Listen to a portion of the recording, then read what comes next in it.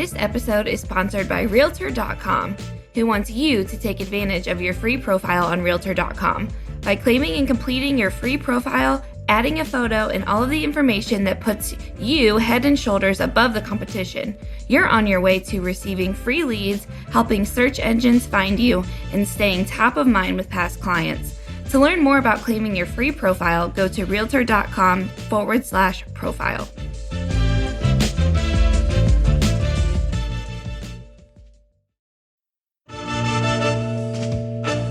Welcome to the Real View podcast, where Ohio Realtors connect you to innovators and influencers, keeping you with the real view of real estate. Whether you're a broker, agent, first-time homebuyer, industry leader, or just happen to stumble upon our podcast today, you can expect to hear tips, tools, tricks, interesting information, and so much more from the experts in Ohio's real estate game.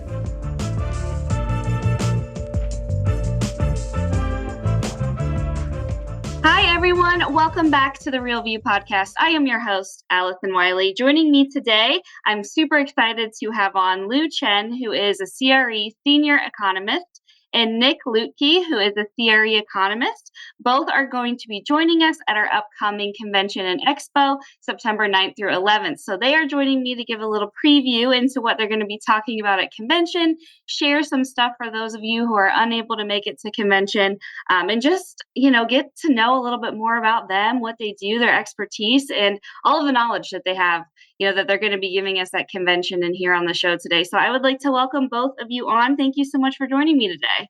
Thank you for having us, Allison. Thanks for having us. Yes, and before we get started on the world of commercial real estate and the global economy, what the U.S. economy, Ohio's economy, we're really going to drill down into some specifics as to what they're seeing from their perspective, what it means for our real estate industry, and what it means for our agents. We want to try to give you guys a good insight on what you should be paying attention to as we think about the second half of the year and into 2025. But before we get started on that, I would like to know a little bit more about the two of you. If you could share with me a little bit of your background, how you got started, a little bit about what you do and kind of your roles and responsibilities. I'd love to hear a little bit more about your career background and what you currently do. Lou, why don't we start with you? Sounds good. And before I introduce myself, I do want to say, come meet and greet with Nick and myself and all our fellow presenters for the convention. Nick and I will be presenting some of the overview of what we are going to share with you all in early September, but this is not a whole picture because as new economic data trickle in, as we continue closing the second quarter and putting forward the best projection for the second half of the year, some new information will be layered on top of this overall structure. So I would love to see you all. And to myself, my name is Chen, and I'm based in San Francisco Bay Area. So I'm the senior economist on the CRE thought leadership team with Moody's. And my primary focus is the housing market. Of course, me and my team touches upon every single commercial sector around the country. I have a lot of insights at the metro level and state level, but I have to say Nick is a great storyteller. So Nick, up to you. Well, thanks, Lou. I appreciate that. It's great to be here and be speaking with you, Allison, and your audience. So my name's Luettke. I have to admit, I'm a native Michigander, so hopefully it doesn't scare away your Ohio audience too much. I can alleviate some concerns by saying I am a Spartan. There you go. Went to the right school there, at least. Yes. I live in Washington, D.C. I've lived here for 6 years. I'm fairly familiar with the state of Ohio. While I haven't lived there, I have family in Toledo, Cincinnati, Mansfield, everywhere in between. And so really excited to talk about the trends. I cover housing along with Lou. I'm on our team in our operating unit. While I also cover office and policy issues that relate to CRE. Thank you guys both. I always like hearing a little bit more about what you all do, how you came into your roles, and how you became the experts on the topics that you're here to talk to us about today. So thank you so much for sharing. And let's just start at the beginning, I think. Where does the current housing market stand today? Commercial or residential? What are you seeing with the current real estate market where it stands today? And maybe share some of the trends and things that you're seeing from your all perspective and hard work that you do. Absolutely. Addison, you really, really pick up on a hot topic and tricky topic to begin with. So in terms of the housing market, so my team, including Nick and our data scientist, our modeler, and housing economist, we focus primarily on the commercial section of the housing ecosystem, primarily the multifamily part of the world, especially the 20 units and above investable universe. So we track on the data points and the rent growth, vacancy changes every single month. And we really headed into the era of this equilibrium stabilization because we are seeing a lot of the data points are pointing to the reversal of the pandemic trend. So with that, I do want to just paint a overall picture in terms of what we have gone through over the past 4.5 years, right? I define that as a mini cycle. So at the beginning, there, of course, has been the pandemic shock, which scared away a lot of people because the way how the lifestyle has changed. So coming along with the lifestyle change was the benefit of flexible working, remote working. So people have been utilizing and benefiting from that opportunity and spurred this great migration. So we've seen people coming from the big metros, from the downtown area to the suburban towns. And we've seen people migrating from the northeastern region over to the midwestern region, migrating over to the Sun Belt. So there has been a lot of migration flow, which we haven't seen in the past decades. And of course, that creates the challenges and opportunities for the housing market overall. On one hand, you are seeing the single family transaction and pricing appreciation really took up during that 2020, 2021, even early part of 2022. So we'll touch upon that later on.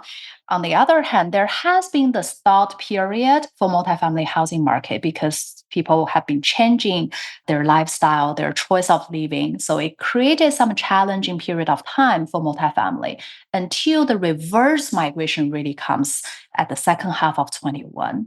So when people were getting ready to be working back to the office, although it didn't really happen, but people were getting ready. So that created some of the opportunity for some people to flow back from where the parents, grandparents were living or living with their friends, and now back to closer to the downtowns. So that reverse migration spurred the growth of the rent for multifamily ecosystem. So we've seen double digit, although it didn't really happen. Nick has that data points better than me, but I think it probably at certain places you are seeing the double digit year over year rent growth, although some places seeing single digit, upper single digit, but still that is above average rent growth recorded during that period of time. Then comes with the inflation. So we've been hearing the inflation report month over month, and we probably started hearing the stickiness of the shelter inflation since end of last year, beginning of this year, because that has been the one single major driver for the current CPI rating. The shelter inflation has been stickier than many expected. And that stickiness was coming from this in-place rent, the lease renewal, and new leases from the past year or so. And that really trickled into this shelter inflation and overall CPI rating in a slow but steady way. And the implication of that, of course, comes into the monetary policy stance. So as the market has been waiting on when the first 25 basis point federal fund rate cut will happen, would it happen in September? Would the second time happen in December? And how the 2025 and 26 will play out? It has created that interesting push and pull for commercial real estate market, including housing, right? The immediate hit on the single family front was the muted transaction. I'm picking my words really carefully. So we're seeing a lot of the transaction has been on halt because of that locking effect. And for the listeners on the show, you'll know this better than me. When the interest rate was much higher than the preceding decade, we are seeing the homeowners are reluctant of putting their house for sale unless there is any life event, any must sell opportunities coming onto the market. And on the other hand, this high interest rate created a very challenging financing environment for home builders, whether that's new home building or multifamily construction, because you probably heard this conflicting signs. On one hand, we have this locking effect, we have this challenging financing environment, but on the other hand, there has been some ballooned inventory buildup for multifamily market. And I have to say that was encouraged by this mini cycle, reverse migration, end of 21, early 22. A lot of the projects were permitted and started and broken ground during that time frame, but now finally coming to fruition, which is adding to the supply side pressure.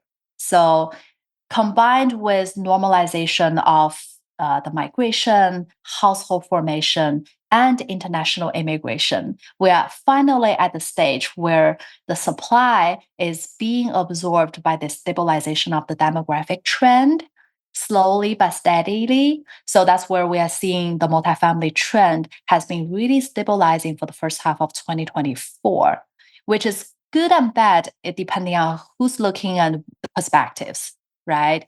While stabilizing performance trend is good because we are finally reaching this clearer sign of where the market is heading. But on the other hand, it's also pressuring the investors and landlords for multifamily because on the other hand, we are seeing the uptake on the insurance cost, utility cost, and labor, anything associated with management fee, the payroll, adding to that operating side of this equation. So that is squeezing the operating profit margin really tight.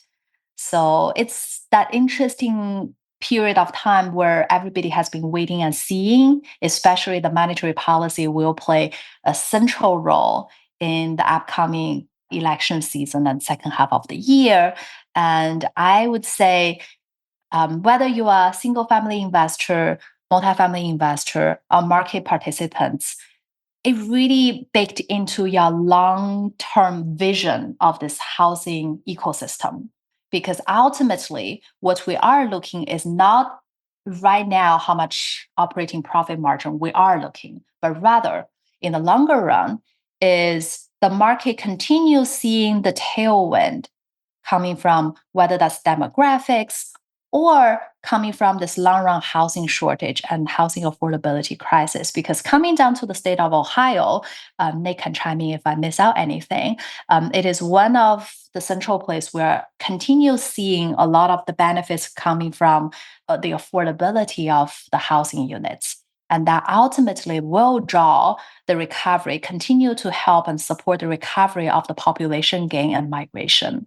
So that's what I see. I mean, from the broader scale, from the mini cycle of the housing ecosystem down to the state of the housing and the state of Ohio. Yeah, no, definitely. Thank you for that. I think that's a really great overview of a lot of different things, what's been happening, since COVID started, now that we're on the end of that, 4 years post-pandemic, what this world looks like, seeing some of the things that are sticking around, some of the things that, have changed since COVID. So I think that that was a really great overview, and I appreciate you explaining and kind of getting into the details of some of that. And when we think about Ohio specifically, is there any trends that are happening that you see in our state? And this is for either one of you, if you know the answer, but is there anything really in the state of Ohio specifically that you see as unique, or maybe something that's happening here that you're not seeing in other states? Or is there any kind of trends that stands out when we look at Ohio and what's happening here? Yeah, so that's a very complicated question. I think part of why it's so complicated is, as I'm sure you and your audience knows, is that Ohio is a very decentralized city or state compared to so many other states where you have all these different cities, mid-sized cities that offer different trends. So we see significant variation across trends. I think one thing that when pouring over the data and reflecting on it, Ohio really does a good job right now of reflecting national trends in recent years in terms of slowly rising unemployment in pretty much all the cities, wages increasing. We see a significant amount of disparity between kind of rent levels versus how mortgage levels. And so we can get into that. I'd be happy to provide a little bit of details on that. Importantly, when we're talking about kind of rent and affordability, it's not only the baseline rent, but also the level of income that it's taking up. So if we look at Columbus, for example, of the major cities in Ohio, it's actually seen its effective rent decrease the least since the pandemic. It's only increased by 15.4%. For context, nationally, that's 20%. At the same time, that's largely due not towards an outflow of migration. Columbus is doing very well in terms of migration and an influx of migration. But that's because construction-wise, over the last 10 years, it's expanded its multifamily inventory by just under 24%. So that's right at the national rate of expansion. Whereas some other metros in the state, Cincinnati to a lesser extent, but especially Cleveland, have just not seen that inventory expansion. So Cleveland's experienced 9% in that same 10-year span. And so its rent levels have actually increased at a greater rate since the pandemic. So we see some interesting dynamics over kind of long run prospects influencing multifamily development, which then had interesting kind of interactions with the pandemic itself, providing some outcomes that might not be expected. One thing that's also interesting, Columbus and Cincinnati have both seen what the overall federal landscape has seen, which is that rents are now eating up less of an income on average than mortgages are. Whereas in Cleveland, that doesn't hold true. It's still cheaper to be a homeowner versus a renter, largely due to overall macroeconomic health.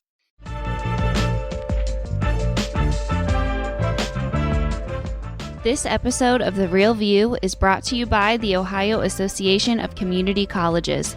Ohio's network of community colleges provides accessible training that accommodates the busy lifestyles of aspiring real estate professionals at half the price of a traditional university.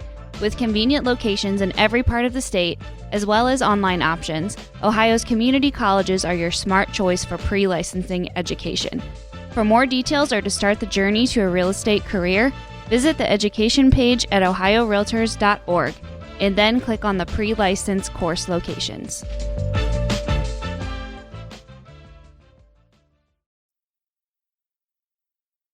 Yeah, I love that you bring that point up because we actually just published an article. One of our presidents published an article about how owning a home is cheaper than renting in Cleveland, and here's why it's good to own a home. So I love that you brought that stat up, and we've been seeing the similar trends and numbers that you just mentioned there too. So Lou, did you want to add something to that? Yeah, I think that is really gold. If you look across the country, I think Nick brought up a perfect example of Cleveland. There aren't many places where standing today, owning a property is cheaper than renting. And Cleveland really is exemplary in that space. What that means, across Ohio, especially the three Cs, Dayton and some other tertiary markets in the state, we are seeing some positive development of the migration trend, especially over in 2023. That's where the census data stops. Right. So we are seeing the reversal of the population losses in many places, including Cincinnati, Cleveland, and Columbus, of course, is now officially one of the fastest growing city in the country. So that is really promising. We've seen by the evidence how the affordability and lifestyle and the job opportunities has been spurring the positive immigration and positive demographic trend. And that is crucial for the housing market, because early on, the audience may have heard Nick saying the double-digit inventory expansion over the past decade or so. And in many places, that is adding significant supply-side pressure. And thinking of the demographic tailwind we are seeing for the state of Ohio, that is actually positive. Right? So a lot of that demand has been able to catch up and absorb that excessive buildup of supply over the years. So that is really making this gears forward in a much oiled way. So I like seeing that positive demographic trend. Yeah, no, and that sounds like that's great news, for our realtors too, that we're seeing those good demographic trends, that means, there's going to be a lot of people who need places to live and want to make Ohio home. And that's, our job is to help that happen. I want to switch gears a little bit and talk about what we can expect to see coming out into the second half of the year, as you mentioned, closing out the quarter we're in currently, heading into the end of the year, and what we can expect for the rest of this year and into 2025. What are the factors and trends that we should be paying attention to as we close out 24 and head into 25? Absolutely. I think all eyes will be on the Fed monetary policy for the second half of the year. So our baseline forecast has baking a 25 basis point federal rate cut in September and likely another 25 basis point cut in December, but that likelihood has been lowered significantly since a couple of months ago. And even accounting for 2025, we are largely expecting a 25 basis point federal fund rate cut every other FOMC meeting until we head to the early of 2026, until we reach that equilibrium interest rate, which is pretty much bringing in the 10-year Treasury at around 4 percentage point, which is it's very easy to remember because that's the long-run GDP growth potential plus the 2% of inflation target. So 2%, 2%, 4%, that adds up to that 10-year Treasury, which is a neutralized rate. And that is a great benchmark when it comes to the mortgage rate and stuff, right? So the 30-year fixed mortgage rate is always floating around that 10-year Treasury. And that also gives the clarity in terms of the commercial lending. Because when we talk about the space market forecast, we cannot isolate in a way that it has no interaction with the capital market, because the commercial lending is a great component into this construction and future projection of the vacancy and rent growth. So overall, if we start off with the housing market, of course, we also has the office and other sector projection. But if we start off with housing, we are looking at the supply side of pressure will continue building up towards the end of 2024, which will likely push the vacancy slightly higher than what we are seeing now until it trended down after the Federal Reserve cut the rate in a steeper way. That also means the rent growth, although we are seeing the demographic trend is normalizing, but because of the supply side pressure, will compress the rent growth towards the end of this year. So we are looking at just about 1% rent growth to close out 2024 at a broader level. But again, at the metro level, each metro will behave differently. But I do want to give the grain of salt in terms of digesting that number, because we haven't talked about how the metro has been heading for the first half. So now we are looking at slightly about 1%. What that means is our trend data started showing positive signs, the rent growth picking up over the past 3 months or so, meaning we came from a negative territory, a much deeper negative territory towards the end of last year. And that gap has been closing in the first quarter, and now a lot of metro has been eking out a positive rent growth over the past 3 months. So that means we are going to continue seeing the positive momentum building out through the end of 2024. That's where we are seeing this 1% rent growth. It is actually a leap rather than the marginal increase, just to put the number into perspectives.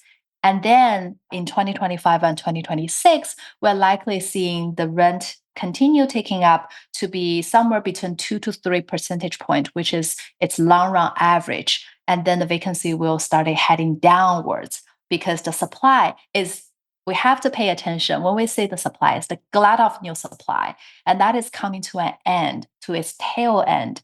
So a lot of those projects permitted and groundbreaking in 2021, 2022 will finally come online by the end of this year.